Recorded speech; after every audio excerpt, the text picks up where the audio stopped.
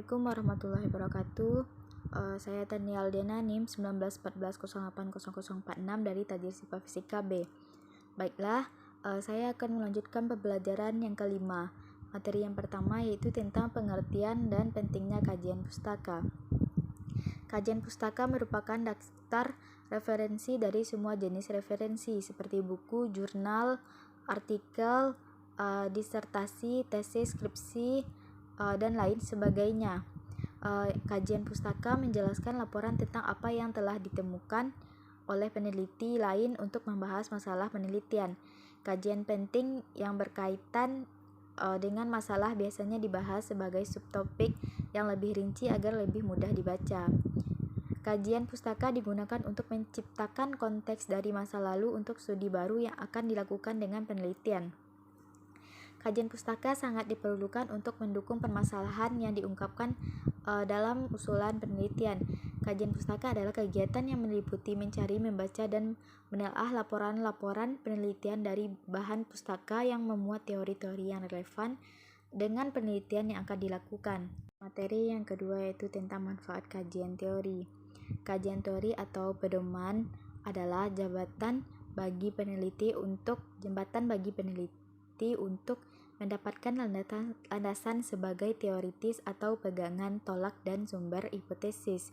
Kajian teori memiliki peranan penting dalam penyusunan karya ilmiah.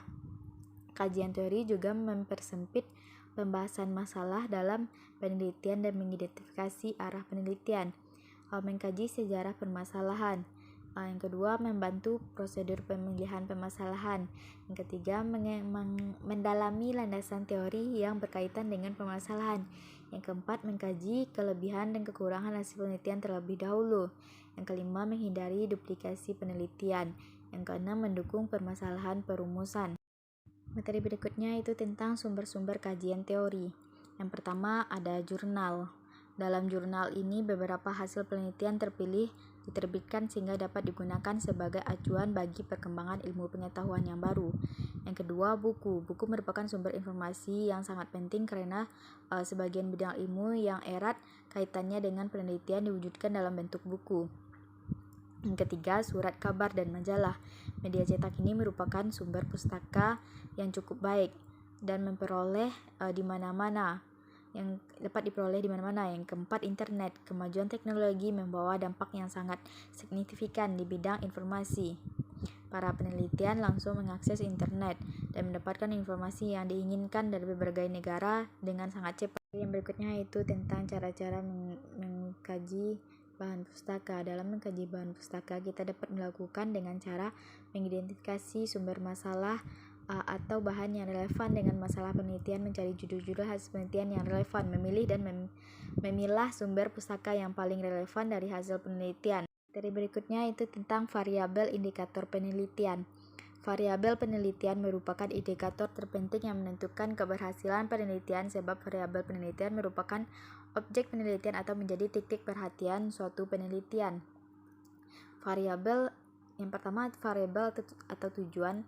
Variabel antara intervening sama fungsi dengan variabel moderator. Yang ketiga, variabel moderator sama fungsi dengan variabel antara.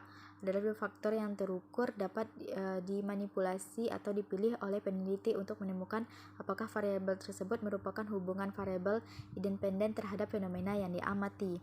Yang keempat, hubungan variabel yang reversible. Yang berikutnya, fungsi variabel penelitian.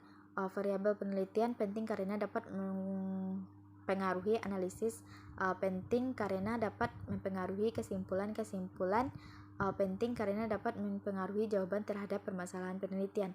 Indikator variabel. Kajian variabel digunakan untuk menguatkan definisi dari variabel. Selanjutnya, jika definisi sudah jelas, dapat diperoleh indikator variabel. Dari indikator tersebut dapat diperoleh simpulan variabel yang digunakan. Materi yang berikutnya yaitu tentang bagian penelitian yang membutuhkan kajian pustaka.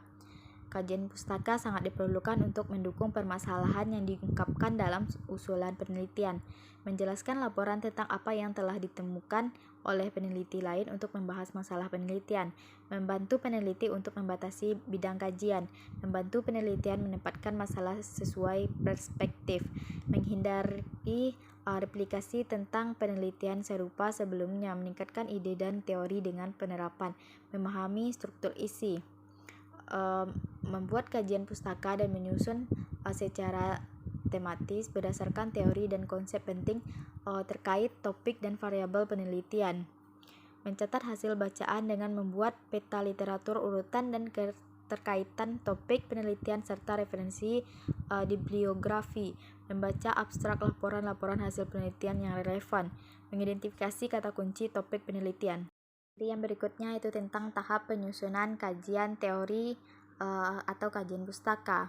Yang pertama, sesuai dengan tahun penelitian, cara penyajian kajian pustaka dalam jenis ini disajikan secara kronologis dengan pertimbangan bahwa aspek kesejarahan memiliki makna tertentu dalam menentukan objektivitas penelitian seperti dilakukan dalam berbagai analisis persepsi masyarakat. Yang kedua, sesuai dengan relevansi dan kedekatan dengan objek. Cara kedua dilakukan dengan pertimbangan relevansi kedekatan penelitian dengan penelitian yang sudah pernah dilakukan.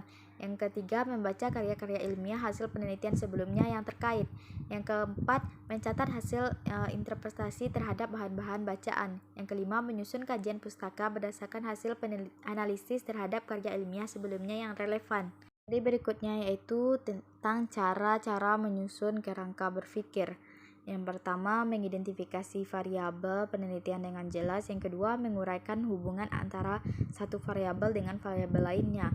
Yang ketiga, menentukan hubungan variabel jika karakteristik atau sifat dan arah hubungan dapat diteorikan berdasarkan penemuan penelitian sebelumnya. Yang keempat, memberikan argumen teoritas mengenai hubungan antar variabel. Yang kelima, menggambarkan kerangka berpikir dalam bentuk diagram skematis. Hal ini dilakukan agar pembaca dapat melihat dengan jelas hubungan antara variabel. Jadi berikutnya yaitu tentang hipotesis dan contohnya pada berbagai jenis penelitian. Hipotesis adalah salah satu unsur penelitian penting dalam penelitian, terutama penelitian jenis kuantitatif. Yang pertama, hipotesis asosiatif. Rumusan masalah asosiatif, adakah hubungan yang signifikan antara tinggi badan dengan barang yang terjual. Kemudian hipotesis adalah terdapat hubungan yang positif dan signifikan antara tinggi badan pelayan toko dengan barang yang terjual. Sementara itu hipotesis statistik. Yang kedua, hipotesis komparatif. Rumusan masalah, bagaimanakah produktivitas kerja karyawan PT X bila dibandingkan dengan PT Y. Yang ketiga, hipotesis deskriptif. Rumusan masalah deskriptif, berapa daya tahan lampu pijar. Sekian pembelajaran yang kelima ini. Saya akhiri dengan wabillahi taufiq wa hidayah. Wassalamualaikum warahmatullahi wabarakatuh.